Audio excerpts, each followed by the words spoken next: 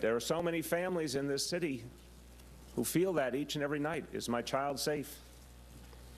And not just from some of the painful reality of crime and violence in some of our neighborhoods, but are they safe from the very people they want to have faith in as their protectors? We're not just dealing with a problem in 2014. We're not dealing with years of racism leading up to it or decades of racism. We are dealing with centuries of racism that have brought us to this day. That is how profound the crisis is. Okay, so he's talking about racism there, and he's also throwing the NYPD under the bus. Well, I mean, this helps to create this atmosphere of protest and sometimes even violence. First of all, there was no racism in this case.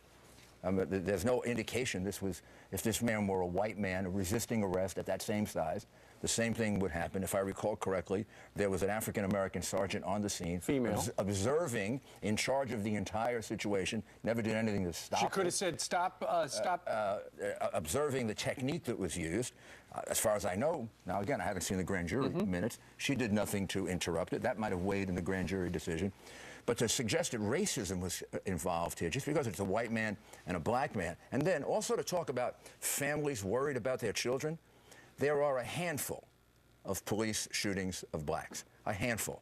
I don't know the exact percentage. Right. Different cities, 1%, 2%, 3%. 96% of the time, it's a black child being killed by a black. So this is like you have two streets. 96% of your accidents take place on one street. 2% take place on the other. And the mayor is telling his son, worry about the one with the 2%, not the one with the 96%. So Mr. Mayor? So if he wants